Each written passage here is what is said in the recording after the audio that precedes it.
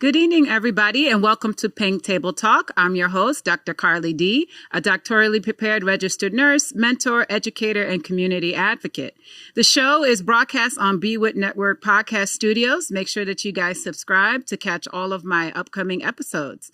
Tonight, I'm happy to display the winner of my logo contest, which actually is my daughter, Cara. She actually drew a piece of artwork when she found out I was doing a logo contest. Everybody loved it. Everyone fell in love with it. And so one of my friends, she actually digitized it. And so she's the winner. We love it. And we're going to keep everything in the family. So why not? So tonight we're going to be talking here with Amber. So go ahead and introduce yourself. Hi, my name is Amber Phoenix Victorian. I go by Phoenix. I'm a motivational speaker and life coach. And so I was invited to come on this podcast today. What an honor. Thank you so much for having me. Oh, you're so welcome. You're so welcome. I really love your story and your journey. And I think that it's going to be very inspiring to the people out there in the world. So could you just tell us a little bit about yourself and your background and your upbringing? Yeah, sure. So I was born and raised in Louisiana. I am the baby of the family, so I have some older siblings or whatnot. But my mother and my father both passed away. My mom passed when I was 2 and my dad passed when I was 12. So my upbringing was a little bit different. I was raised by my dad's wife after he passed away, and it wasn't the best situation. She gave me a lot of things, but that love just wasn't there. And so I graduated from high school with a full ride academic scholarship. Okay. Went into college and she left me.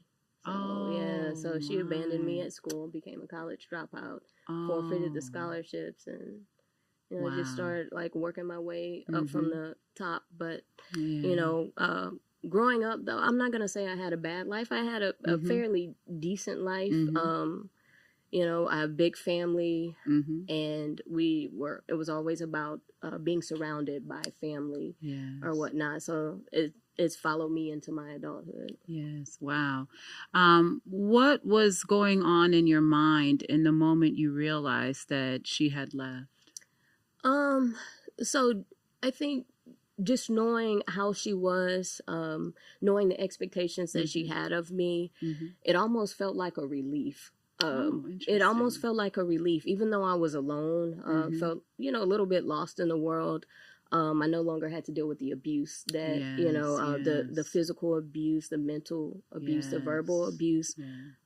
So I had a lot of anger though, a lot of anger because the world just kind of like threw me a lot of lemons in life, losing my mom, not getting to know her, then having my dad. And that was the only crutch that I truly had, and then having that ripped away from me and left with this person that was supposed to love me, who I always say she just kind of like ran out, know, but it was a relief because I no longer had to experience the pain that she dealt to me. So do you think she may have only took care of you out of like an obligation, or maybe there was a financial incentive? There was some financial incentive. However, like, I think that people always say, like, how do you feel that way about her? But I think she really did love my dad. Yeah. And because she loved my dad, she just accepted everything that came along with him. Yeah. I think in her own way, she probably did love me, but I think there was probably, I'm only speculating, but there's probably some resentment for not having her own children. I think that was one of the things that probably was hard for her, and just not really knowing how to navigate that. I've forgiven her. As I got a little bit older, I did meet with her once for lunch and just let her know, like, hey, we went through our things. I'm sorry. I don't deal with her to this day, but I've forgiven her. I just believe that forgiveness is more for me than it is for her. Yes, absolutely. And how tremendous of you to actually have met with her. How old were you at the time, and what was that interaction like? I was probably in my early 20s at the time, and I've seen her once or two more times just where I've run into her or whatnot.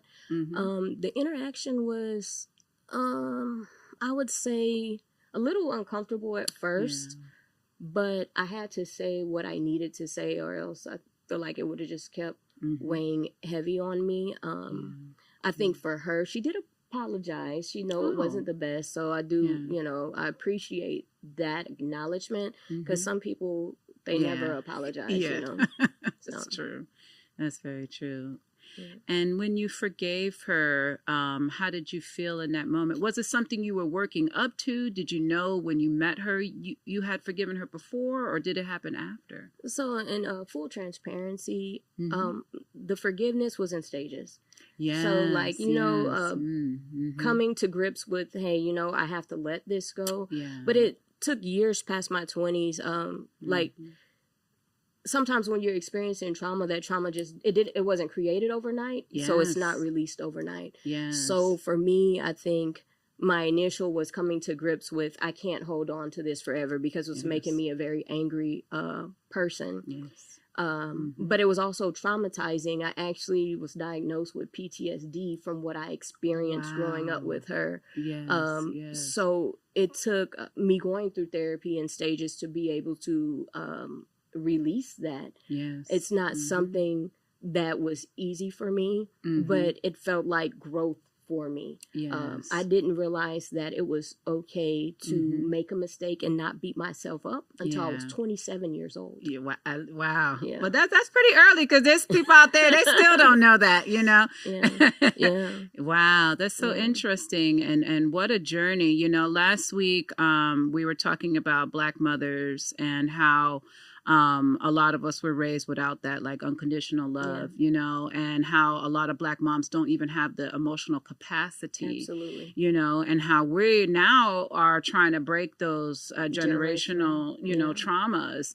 But it's so interesting that even as a stepmother, it's almost the same thing. Absolutely. It's that connection is just not there. I think it's the way, like they were raised. I feel like in a Black household, they were not taught to deal with emotions. It was not addressed, and that created some kind of discord. So they were only going by what they were shown. I think in this generation, we're kind of trying to undo that and do the opposite of what we were shown. Yes, absolutely. And that's exactly what we talked about. We talked about how our generation is the first one where, and I related to the fact that we do have more luxuries in life. So we are able to kind of relax a bit as far as like housework and different things. We actually now have the time to process our emotions.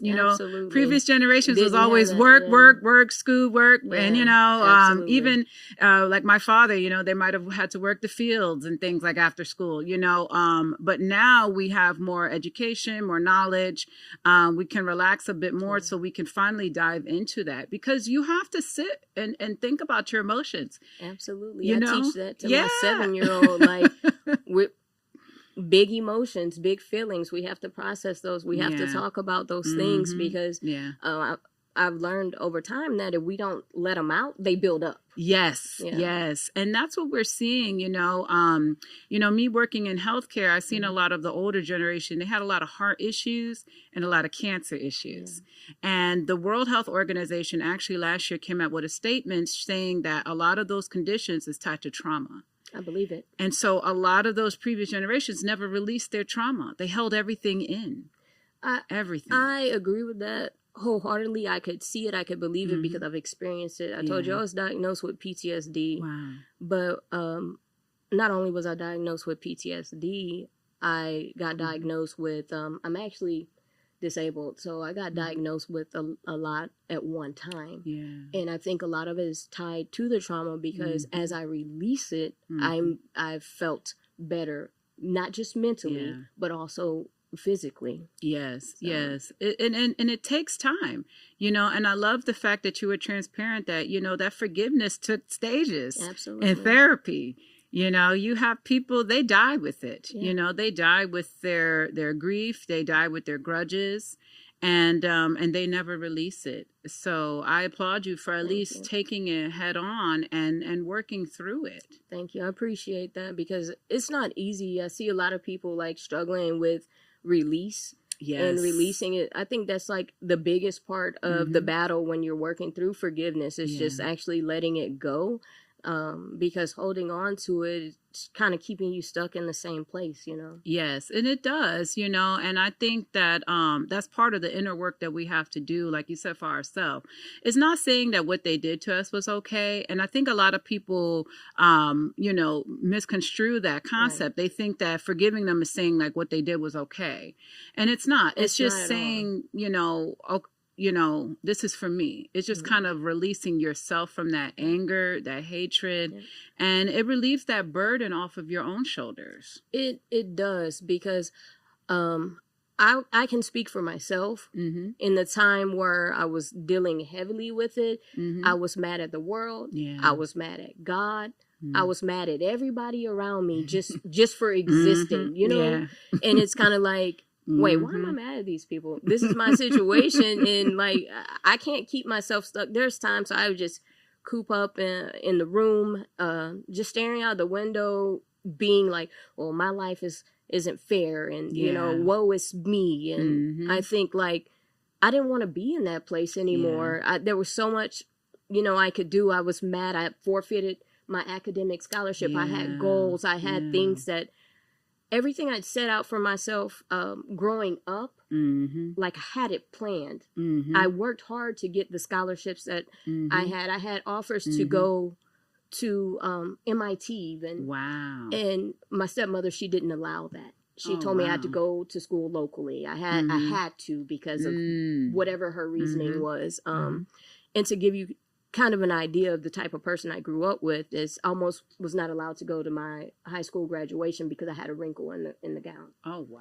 So when I say like it was heavy, I was carrying a lot of that weight with me. I didn't give her any problems. I didn't get in trouble in school. Graduated magna cum laude, 3.83 grade point average. Like presidential honors. Something that most parents would be proud of. But I remember the one time I brought home a B, she told me B stand for bad, and those were not allowed in our house. Wow. So just holding on to that feeling of not being good enough made me just angry with the world, because I saw other people that probably didn't accomplish those things or didn't do those things, but it wasn't their fault. That was my situation. And I think that's kind of like someone once said to me, like, if you sit and you be an island all to yourself, there's no way that you'll ever get to where you're going, because you're just soaking in whatever it is that you're going through, and you're not gonna overcome it like that. Yeah, and it's so true. And all of the things you mentioned with that, it was something affecting you. Like you said, you had the PTSD, you felt way down, you forfeited your scholarship. It was affecting you negatively.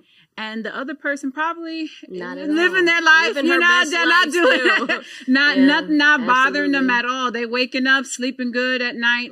And so that's why forgiveness is so important, is because it is affecting us, and it's brewing a root in our own hearts and in our own lives. And so that's part of, the things that I learned in my lifetime too. And, and I study the Bible a lot, and it talks about, not letting roots grow in our heart. Absolutely. And unforgiveness is one of those roots that become bitter. Yes. And over time, like you said, you start taking out on the world, and it just affects your whole outlook on everything,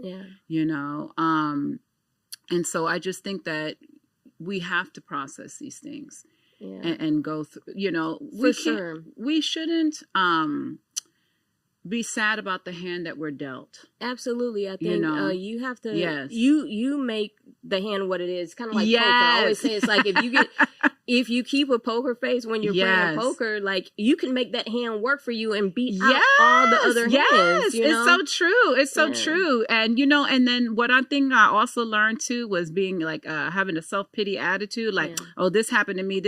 So, like the world owes you, that's a bad attitude to have. And it's rooted in pride. And pride is one of those characteristics that's very negative, and it's very self-focused, and it keeps us stuck. It does. Yes. It definitely keeps us stuck. I think for me, what started to shift is I moved to So I moved from Louisiana to Las Vegas at 19. Like after I had to forfeit my scholarship, I had a brother that was in Las Vegas.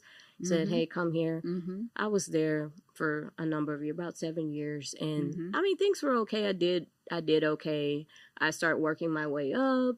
I got experience that I needed, so I ended up moving to Atlanta, thinking that I was moving within my company, only to find out like I'd already planned the move and everything.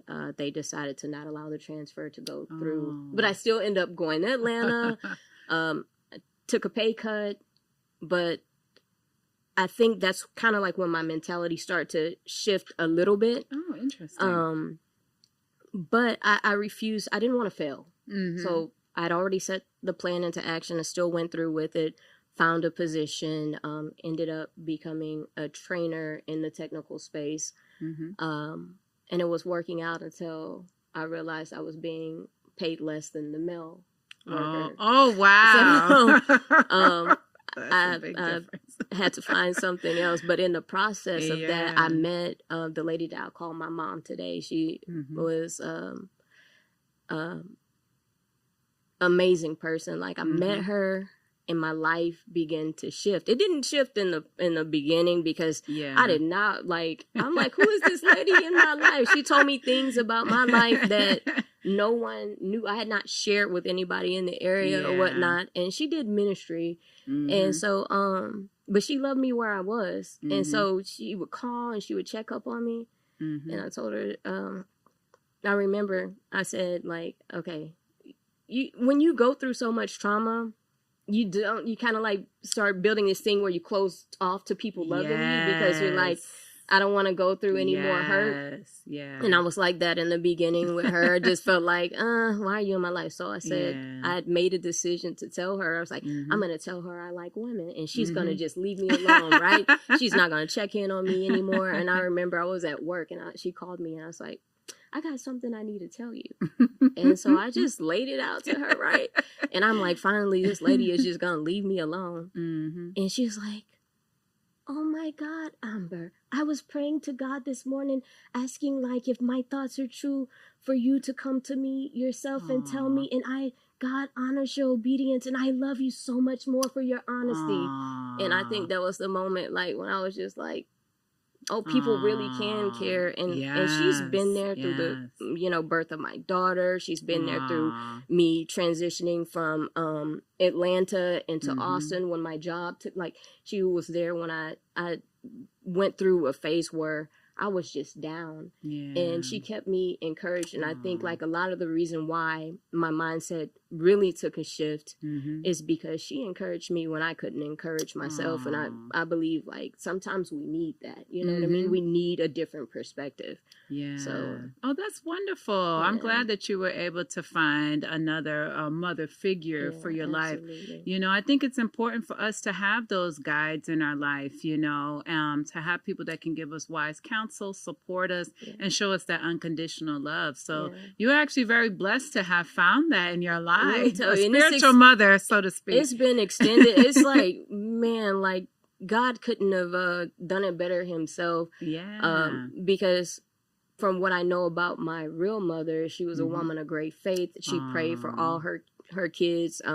She lifted them up. Like even speaking to my uncle, he would tell me like how she prayed him through a lot of the things he went through. And so like for God to connect me with someone that would just love me in the rawest version, the unprettiest version of myself. Even when I was struggling to get from a place of like just being so angry, she loved me in spite of myself. And so that kind of like shifted my perspective a lot. She showed up for me when I didn't have anyone else that was able to show up for me. So definitely can say like I appreciate having someone that believed in me, someone that encouraged me and prayed me through some things. I'm telling you. Ooh, I can only imagine. Yeah, that's wonderful though. I think it's great. You do need somebody that's praying on you. You know, life is tough. We go through a lot. We go through a lot of challenges. You know, I think especially as Black women, we experience traumas and challenges and things, I think 100 times more than the average person. So you definitely got to have someone to kind of be that backbone for you in your life. I needed it, and I think like she came into my life in the moment where I probably needed it the most, because I don't think I could have prepared for what life threw at me. Sometimes, like when I sit back and I think, I tell my fiance all the time, like I'm a very introspective and reflective person, and it's necessary because I never want to forget where I came from and what I've been through. Because sometimes, you know, as we grow and progress in life, we forget what it was like being at the other end. Yes. And sometimes when we forget what it's like to be at the other end, we pass judgment on people that are going through some of the same things that we experience. And I don't want to be that person. Yes. You know? Yes. That's something that I had learned in my journey. You know, I've been through a lot of things in my lifetime as well. And one of the things that I heard was sometimes we go through that so we can have that empathy and that compassion for others. Because we see so many people in this world, you know, the elite, the rich, the famous, people who have so much money, they had an easy life. They have no compassion. Not at all. They don't care. They've had everything that they need. They've had everything. They have no idea what it means to struggle, what it means to be hungry, what it means to be poor. And they can't relate to that. That's why they can't help with like political issues and things that are going on because in the world. They've never had to experience They've never experienced it. Yeah. And so I think that sometimes God puts us in these situations to raise up people that will make a difference and that will bring a change to this world. For sure. I can agree with that.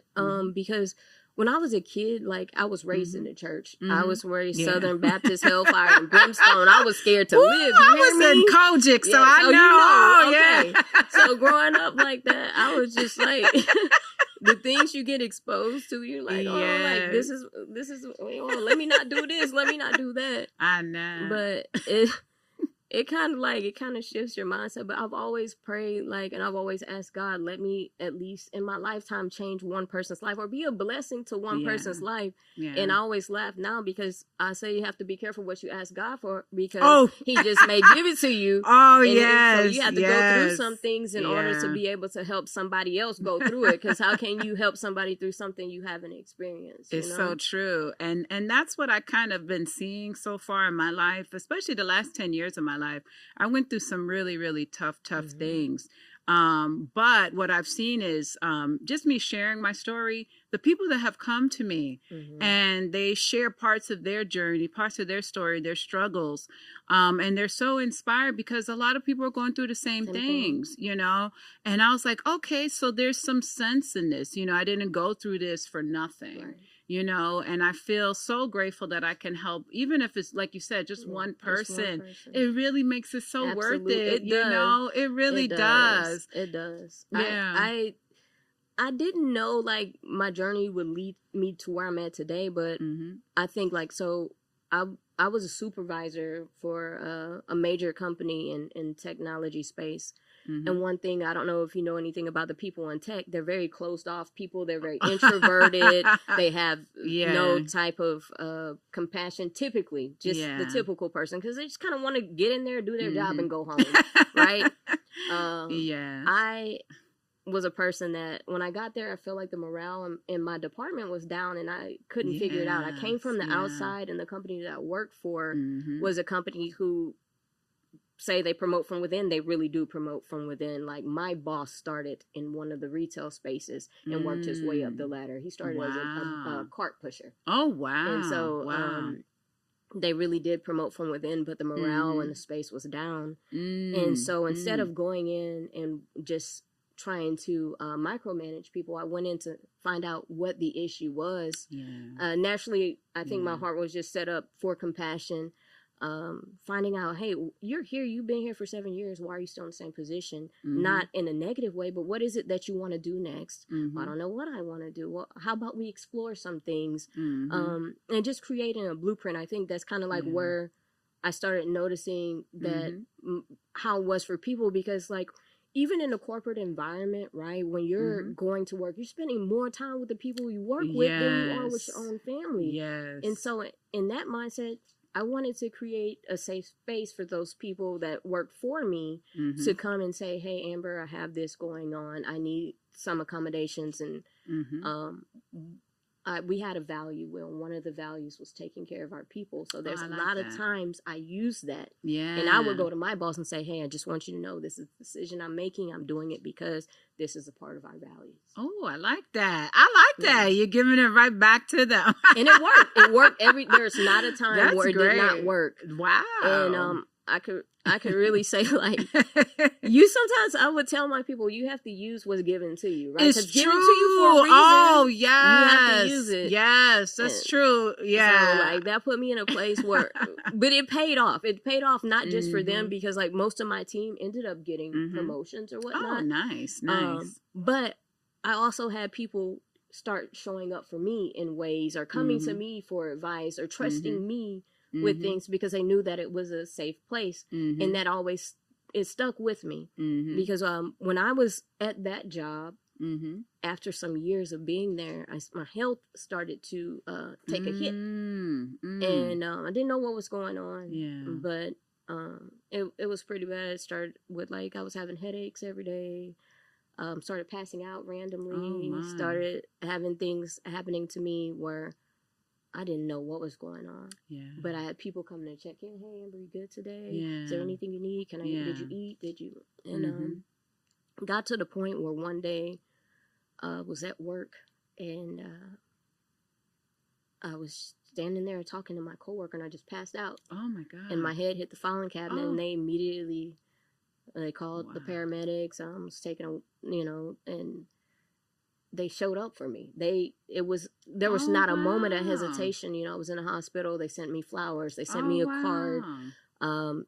Take the time that you need. When I look back on everything that I went through at that time, I had no idea that in the process of everything that I was experiencing, I would have a point, the second time in my life, where I almost lost my life. Wow. The first time it was February 26th of 2006. Wow. I was shot at point blank range, and the bullet never touched me. Wow. The gun literally fell to pieces. Wow. And that was kind of like a pivotal moment for me in my life.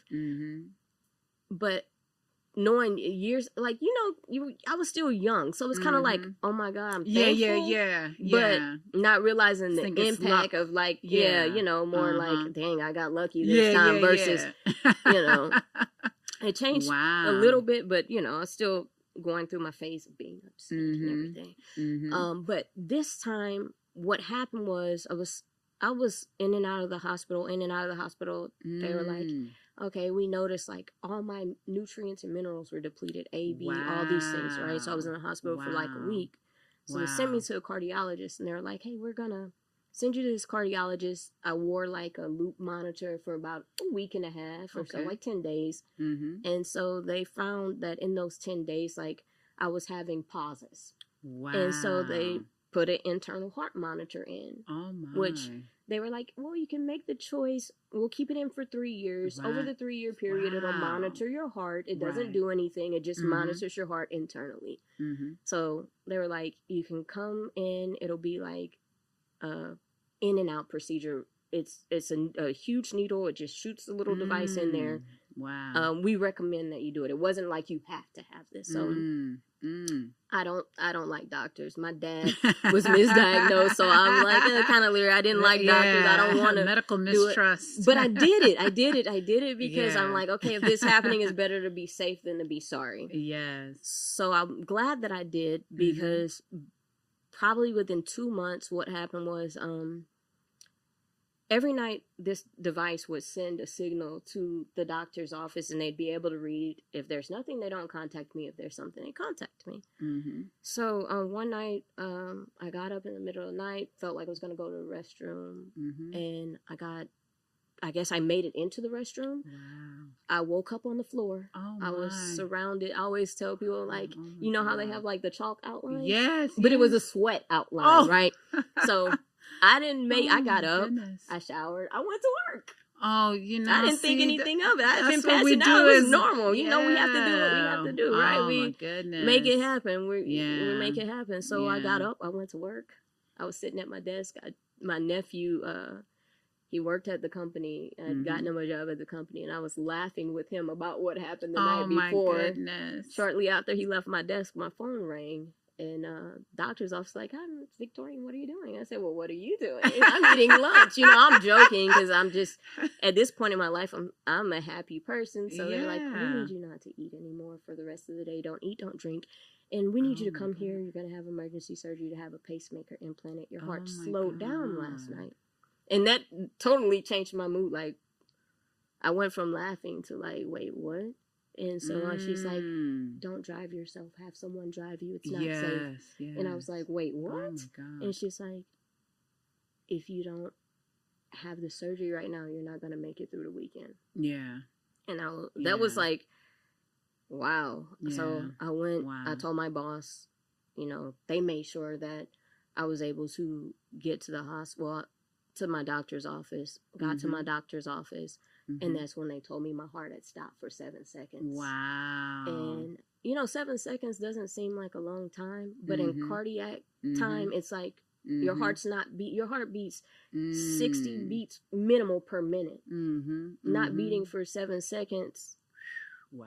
And then just knowing that I had the ability to like have it start back up, and they explained to me like when it did start beating on its own, it was only 13 to 15 beats per minute. Wow. So I got up, showered, did all that, not knowing I could have not woken up that morning. I could have not gotten back up off that floor. No one knew. Wow. The only reason they knew was because I had that device implanted based on a recommendation. Wow. So I always like that day, something in me shifted. I was not mad at this happening to me. I was so in a place of gratitude. I was like, thank you, God. I skipped. Wow. I did not let them wheel me into the OR. I skipped into the OR. Wow. And the nurses was like, "We never seen a cardiac patient do this."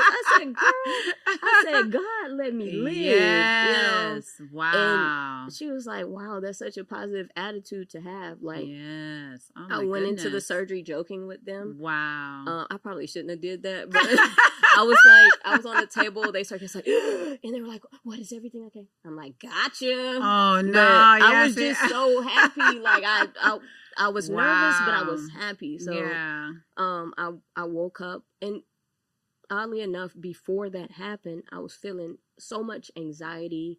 I couldn't really put my finger on what was going on, but I felt like my life was just, everything was just off. Yeah. I didn't have a reason. Everything that could be going right in my life was going right. So I didn't have a reason to be anxious. I didn't have a reason to be sad. I didn't have a reason to be depressed, but I felt so mentally just off. Yeah. And come to find out that, when they did my blood work to have the surgery, my potassium had been depleted, my magnesium had been depleted, and that caused... Ooh, you are a walking train wreck. Oh, my goodness. Didn't know it. Just was going through the motions. Yeah, wow. You learn your body as you go through these things. So I had the surgery. They gave me IV magnesium. They gave me potassium. Yes. And I said, I didn't know they had given me that at the time. So I woke up, so all I needed was a pacemaker to feel better, because I felt so mentally clear the day after the surgery. And they're like, "No, Miss Victorian, you were so depleted." That was apparently causes issues with your heart. Oh, yes. Causes issues with your brain, mental stability and how everything. Muscles, I didn't know that. I had no idea. Wow. So I became more cognizant of what, and I continued. I think I was out of work for maybe 10 days. Went back to work. Oh, wow. And still wasn't feeling 100% physically, but I was back at it. That's good. Only to find out the next year that I had intracranial hypertension. Oh, wow. So they said it was, I got diagnosed with the precursor to bone cancer, intracranial hypertension, and SVTs. Wow. So all at the same time. Oh, my goodness. And I had no idea what was going on. But what I found out was that I was having issues where I was slurring my words. I was having falls. They had me walking with a cane. Wow. So many things were going wrong. I would have a conversation, and obviously I can hold a conversation, but I would forget words in the middle of the conversation, say something like, "Oh, I'm getting ready to go to the dog versus go to the store. Ooh, And interesting. so they thought that maybe I had like a stroke. And it wasn't. Really? So then they That's thought interesting. encephalitis. Okay. They thought meningitis. Yeah. So they said they're going and do a spinal tap. Yes. When they went in to do the spinal tap, my opening pressure was 37. Wow. And so they're like, you should be at a 17 or less. We don't know how. Wow. I'm like, man, like I just can't catch You're a up. medical Right. anomaly. And so my dad and my mom both passed away from natural causes. My mom had breast cancer, and my dad had 2 massive strokes and a blood clot at the brainstem. Interesting. So at the time, I'm like, well, maybe I'm just predisposed to having things. Yes. And my sister, she had congestive heart failure, and she has she's a diabetic. Wow. and kidney failure. Yes. So I'm like, okay, maybe this is just my life. Yes. Well, I started, on the medication course they gave me. My heart, things were not on. It got to the point where I was on like 9 prescriptions a day. Wow. I couldn't. I was having trouble dressing myself. I was having trouble just doing basic things, and it was taking its toll on me. But I started to get a little bit better, and I was like, okay, I'm gonna just push through it. I'm gonna get back to work. Like, in this whole time, I never had a negative mindset about things. I didn't feel my best a lot of days. Yeah. But it got to the point where my doctor's like, you can't work. So she's like, we're gonna take you out for a while. I had a great care team at the time. I lived in Austin. Okay. Had a wonderful care team. Nice. They're saying, let's maybe 3 months, and then 3 months turned into 6 months. Wow. So I just knew at the end of the 6 months I would get back to work.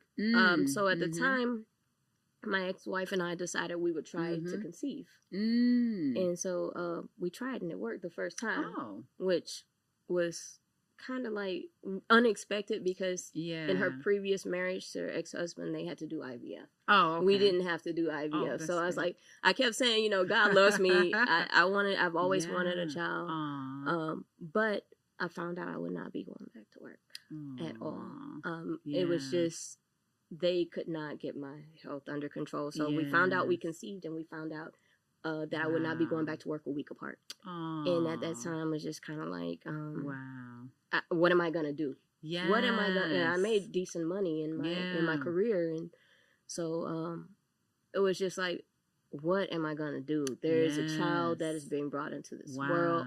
How am I going to care for her? I thought my health was, I was just going to go back to being normal. Yes. Or, my normal then, whatever. And just finding out that wasn't going to happen kind of like just hit me like a freight train. Oof. Yes. So, but I was sitting in my backyard one day just thinking, and I remember looking up and just thinking, you know what? This mindset is going to be like half of the battle. Positive thinking will return positive results. Yes. And I knew like something really big had shifted because everything I told you earlier in my life was so negative. Like I was mad at the world. I never experienced the anger. I never experienced any of that when these things were going on. Like I just wanted to be better. That's all. I've always just wanted to be better. Yeah. And so I remember saying, like, she's going to be my medicine. We found out at 9 weeks it was a girl. And so I was like, she's going to be my medicine. I'm not going to be walking with this cane. I got to practice because I have to be able to carry her. Yes. I have to be able to do this. And it was just like, that's exactly what happened. Like, I refused to walk with my cane anymore. Yes. Started, like, being able to I would go for walks. So leading up to her being born, like I would go for walks, and they're like, what if you fall? I said, I would just get back up and keep going. Like that was my mindset. What like a positive attitude. I didn't have a choice at that point. Like I had been through so much in my life. And it's kind of like when you go through things and you look back over what you've been through, you're like, there's nothing I can't make it through, right? Like it's true. You can make it through whatever you set your mind to because in the moment when you're going through it, it's so uncomfortable. Yes. It's so uncomfortable. And it doesn't feel like you'll find your way through it. It's true. But after you make your way through it and you look back, you're like, okay, that wasn't so bad. Yes. I'm here. I'm still here. I'm on the other side of whatever that thing is. Yes. And so that's kind of like what I remember. It's just like, man, you've been through a lot in your life. Like, this will be different for you. Oh, my goodness. You're a walking miracle, you know. I used to work in cardiac telemetry. So all the things you were telling me. I'm like, I don't know how you still living here, especially when you passed out and you had 13 beats per minute. So, you know, you were probably in like a 3rd-degree heart block. See, my mind started going into all that. I'm diagnosing and trying to figure and everything, like, and they could not find out where it was. That's so like, crazy. Yeah. Wow. So, you know, it's funny because where I'm at now with my pacemaker, it's gone off one time in the last 18 months. Isn't that interesting? Yeah. But you know, it also is, it just shows how we as Black women, we keep going. Yeah. You know, and we oftentimes do neglect our health. Yeah. And we still go to work. Yep, we still go to work. Like when you said you got up and went to work, you know, it reminds me of the story when I was pregnant and I was going into preeclampsia. My pressure was 190 over 110. I had a headache, blurred vision, still went. Chest pain, and I was sitting at my desk. You know, I was sitting at my desk and I had called my OBG, but he took hours to respond. When he did respond, he was like, where are you right now? I'm at work. He's like, you need to get to the hospital right now. And it was kind of the same thing. I ended up, you know, having to have emergency care and stuff. But it's like, we still get up and go to work. We still get up and do what we got to do. And I think it goes back to what our parents, we saw them doing. Like, how many times did you actually see, like, your parents taking off? They never took off. They went to work every day. Went to work. Yes. Yeah, I don't remember. Like, I remember vacation time, and that was it. That's like, it. Work. Or a holiday. They were off for the holiday, but they were always like, at work. Yeah, if my mom ever did call off, it might have been for like her annual lab work and stuff, or for one of the kids. Yeah, and if that's the case, they might have somebody right. Yeah, because my mama, she'd go to work because her job was only a couple blocks from my school. So even if she had like a parent meeting or something, she'd just come in with her work clothes and be like, "What's this meeting about?" and then go right back to work. Yeah, it was a different time. I feel like people call off for all kinds of now we have all these mental health days. We take off. Yeah. Oh, you know what? I'm going to go to Taco Tuesday. I'm going to take You know, but it's crazy because, you know, like you said, you were low on potassium and magnesium, just those neutral nutrients that we need that are vital to our health. And so many Black women, they die behind the wheel. They die driving. Yeah. I read articles all the time, or I hear stories of women younger than me or in the 40s. They on the way to work, or they just left work and they're dead, you know? Yeah, and it's kind of hard because, like, one thing that I have learned is that, not everyone has access to great health care, because even having health care, you have co-pays, you have co-insurances and things like that. Like, I got diagnosed with RA, and one of the prescriptions that I need is, like, if I wouldn't have been able to, it was like $2,000 a month. It was like $1,900 or something like that. And it's been great for me, but thankfully I had a program, like a grant that helps with that. But can you imagine, like, not everybody has access to those, you know, things. So it's just kind of like, what I realized, and I've learned my daughter is kind of like picking up on these habits. It's because she before I went through my health scares, I just kind of like I'm from Louisiana. We eat. Yeah, you know, y'all like, do. Y'all whatever I want. Like, that food is good. I started paying attention to what I put in my body, though. I cut out processed sugars for the most part. Everything in moderation. I don't, processed sugars, processed foods. I cook a lot. And the reason why is because at least you know what you're putting into it. Yeah. Stop using table salt. Start using pink Himalayan salt. Oh, yes. I drink water. I still have my coffee. That's my weakness. But even pasteurized fruit juices, if it's not cold pressed or fresh, I don't typically drink it. Maybe every once in a while. But for the most part, I've completely changed what I put in my body. Like I said, I had the precursor to bone cancer, and I would have to go every 3 months to have my numbers checked. Wow. And it was progressing slowly, but it was progressing. I started cutting all that out, and within 2 years, it was getting smaller. And then by last year, it was too small to measure. Wow. But it just goes to show you, like, that's great. What we're putting into our body has an effect. It has an effect on our health physically and our mental clarity. Oh, absolutely. So absolutely. My daughter is following suit with that. She'll be like, oh, maybe this isn't healthy, or maybe I should have something healthy before I have the junk like food. A snack or something. Yeah, even my fiance has started to, like, change how she's eating, and, like, trying to naturally shift it, because even the chemicals, like, that are in these medicines can have some kind, like, You ever notice that sometimes the medicine is supposed to fix one thing, but it causes a lot of problems. And it's so true. You know, working in healthcare over the years, I've seen that, you know, especially like with some of the chemotherapies and some of like, you know, like you said, for like rheumatoid arthritis, those treatments and therapies, they really are very toxic to the body, especially over a long period of time. I have to get my eyes checked. Like one of the pills that I do take, I have to get my eyes checked. Every so often because it has the ability to cause macular degeneration. Yes, it's so true. It's like it's a catch-22. You weigh the benefits. So like the percentage of that actually happening is very small. But thankfully, my doctor is great, and so she makes sure like with every medicine that we tried until we found the combination that worked, she gave me all the side effects. She told me what those side effects look like, the percentage that they have affected the population, so I can make an educate. We don't always get that as Black women. No, we don't always get that as women. Period. But specifically because we're seen more as the troublesome population. But true. She's been very great. And I think she's just a big proponent for women's health in general. That's good. But she told me, she was like, she switched me to a biologic. Okay. You have some risk of these things. Yes. But the benefit that's been shown, and it has been, it gave me my life back. Physically, like able to move and stuff like that. So I definitely appreciate it. That's wonderful. Especially, you know, just like with having a 7-year-old. Active. Oh, trust me, I know. I have one myself, and so it's been quite a busy summer, and she's a little bossy, little bossy baby. So we know how that goes. Oh yeah, you know, 7 going on 25. So you know, that's how it is. But it's so interesting that you shared that journey, you know, with your health, because about 13 years ago, I had an accident with my back, and they had started doing like blood work for me and things. And they also told me, you know, I might have rheumatoid arthritis, that I might not be able to walk again. And at one point I was on so much medications that I was just sleeping all day. Time, I was out on disability from work. I couldn't move. I couldn't stand up for more than 5 minutes without being in severe pain. And doctors didn't want to operate on me because they said that the risk was too great, that I might end up completely paralyzed from the waist down. And so after 3 months of laying on my couch with dozens of medicines I'm taking every day, I decided to just stop.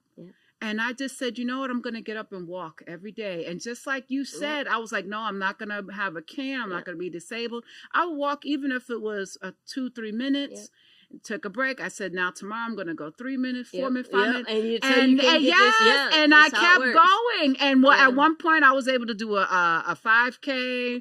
I danced. I danced in the NBA dance floor. You're walking. And I'm walking. I'm dancing. I'm living. And it just goes to show you that a lot of it is in the mind. You know, and one of the other things that I learned, because when they were telling me I might have rheumatoid arthritis, which is an autoimmune disease. So that means that's your body's own cells attacking itself. So one of the things that I had gotten a clarity on during my time thinking about it, I said, that's from not loving yourself. When we speak negatively about ourselves, like I struggled with self-esteem issues and confidence my whole life. And I always tell myself I hated my body. I hated this. I hated this about myself. And then I said, maybe that's why my body's attacking itself, because I'm saying it and I'm thinking it. Words have power. So I started speaking, no, I love myself. I love my body. I have a healthy body. I have a strong body. And when I started to change that mental mindset, my body changed with it. I believe that, I think that's why I do what I do now, is because your positivity. My mindset has completely changed the trajectory of my health. Not that I'm 100%, but I am a lot better than where I was. For someone like my nephew and his wife, my niece, that's my niece. That's my niece. They've been there with me through my journey. They've been there watching everything. And they've been really instrumental in that. And so to see where I'm at today versus where I was, there are days where it's me and my nephew and he's having to carry me, physically carry me, right? Yeah, I've been there. I think when you can have that mindset shift, it's not only just completely changed the way I see life, but it's also changed the way that I see lives of the people around me. Yes, yes. And so like, you know, I'm really grateful because like the path that I'm on, it's about encouraging others. Yes. Like, you know how I told you when I was little, I asked God to let me change somebody's life. Let me help somebody. I opened my big mouth and I asked for it and he gave it to me. Oh, yeah. Hell yeah to that. I'll say like, when I met my fiance, I told her I wasn't interested in a relationship. I wasn't like, I was just focused on me, right?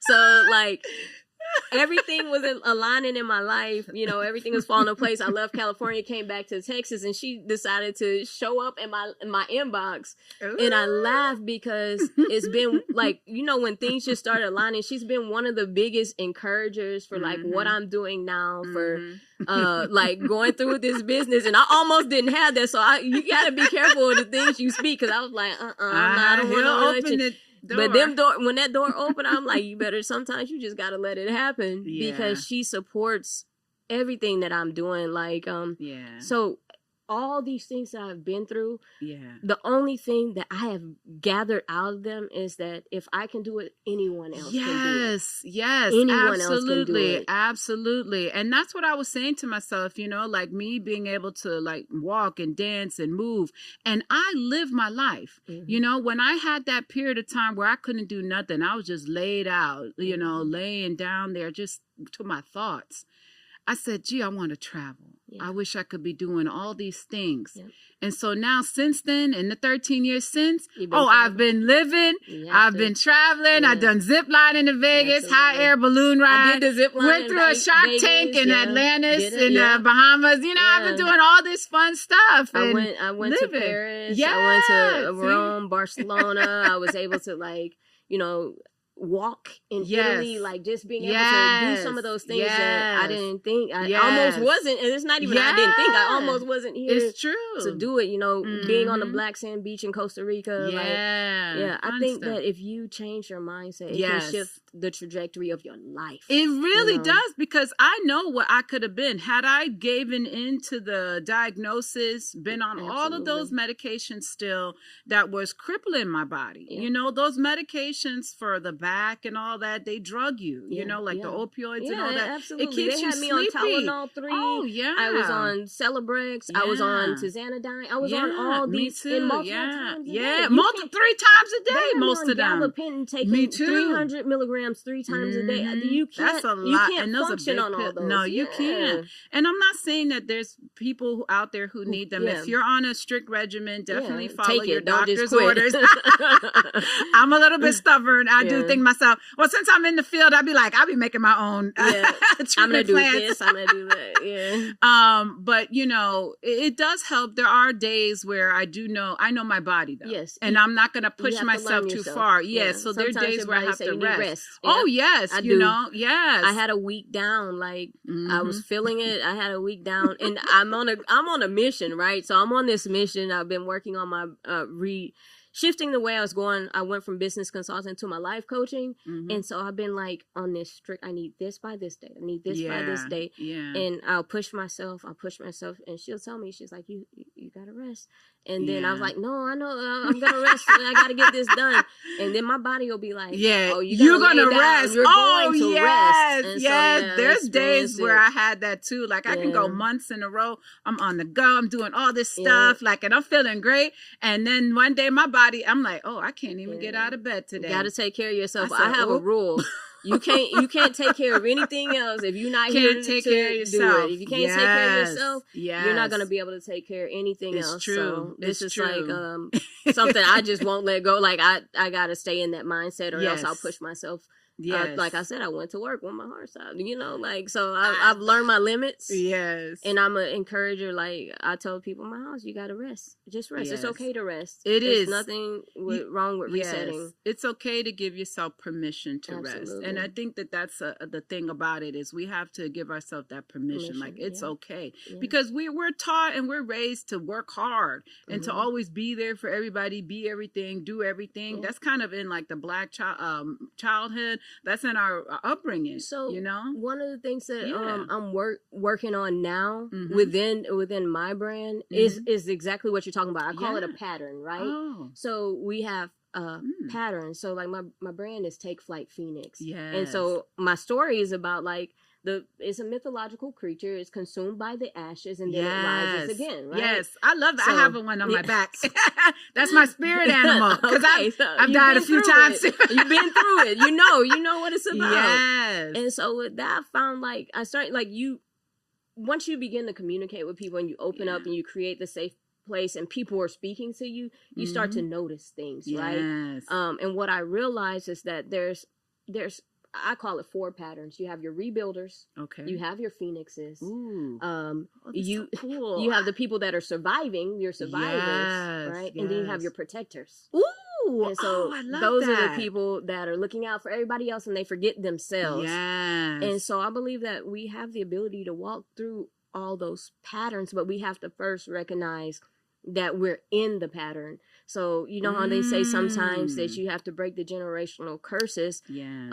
Yes. So one thing that you can't change something you're unaware of. Yes. And so bringing awareness to like where a person is at, because like society will tell you, oh, you're just lazy, or society will say, oh, you don't have any drive, or this or that. And so what I've noticed with people is that sometimes it's what they're going through versus not having that drive or not having that determination. And I'm finding that as you talk to people and you're helping them to navigate, not solve their problems, but navigate their problems.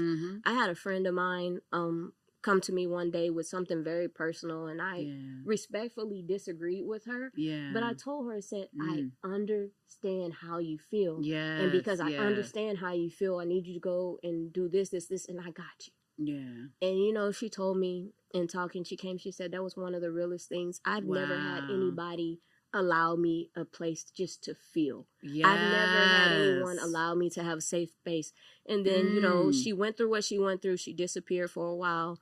And when she came back, she said, I just have to give you big props. She said, because everything you were telling me in the minute when you were telling me, I didn't always understand it and I didn't always feel it. But she said, you told me when you stop focusing on what you're going through and you start focusing on yourself and what you want, she said, you said the outcome is going to change. She said, so now I went from thinking that I can't do this to doing it.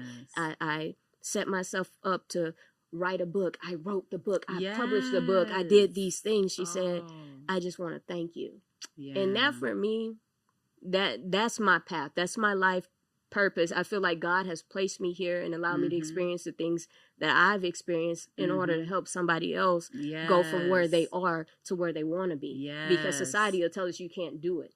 Society will say that you are less than privileged. You don't have the capacity to do this. But all it starts is with a dream, with a hope, with a desire. Yes. Oh, I love it. I love it. And so tell us about your website, Take Flight Phoenix. Oh, I love it. So Take Flight Phoenix is just a place where I want people to learn what pattern they're facing. So like when you visit the website, so I don't necessarily think of myself as your typical life coach, because I feel like the typical life coach comes in with like these guides and this. It's not a one size fits all thing because everybody is going through something different, right? I've created everything with me. I created a questionnaire that kind of like walks people through steps, and at the end, I created a scoring system, so it'll score them based on one of those 4 patterns, and based on the pattern that they fall within is kind of like how the coaching will be set up. So it's geared towards the person versus having a one size fits all come and you do. Everybody doesn't need the same thing. Everybody doesn't need the same level of support. Everybody does not need the same guidance, and everybody does not need the same care. So my site is just a little bit different than what a person would typically experience, because you have people that are going through burnout. You're having people that are feeling alone. You know, so many families are disconnected. Friendships aren't like they used to be. So I just want a place where my idea, just how we're having a conversation today, it should never feel like forced. It should never feel like, I don't want people to come to feel like they're in a therapy session. I want people to feel like they're in a safe environment where they can just be if they're having a negative thought, they should be able to share that negative thought without fear of judgment. Yes, if they have a yes. dream, they should feel free to share that dream without having Mhm. somebody laugh at them or tell them they can't, Yes, So yes. my goal is I create that environment naturally for people that are connected to me. Mhm. And I'm extending that to Mhm. everybody else, because I feel Mhm. like sometimes you have to find your purpose, right? Yes, And I yes. feel like this is my calling. This is where God is leading me to go. I don't feel, when you start to feel unhappy in places where you excel at, Mhm. you got to find, like, maybe I'm not in the right space anymore. Maybe I have Outgrown it. evolved. I've Yes, outgrown that. evolved. So Yes, I yeah. love that. I love So that. So thank you so much you're for welcome. sharing your journey with us. And if you guys are out there, you're looking for a new life coach, definitely check out her website, Take Flight Phoenix. It's awesome. It's amazing. And it's personalized just for you. So definitely reach out to her. I appreciate you, and I thank you so much for coming. Thank you for having me. I definitely appreciate you inviting me. Oh, absolutely. What a tremendous story and tremendous journey. And you truly are a living phoenix.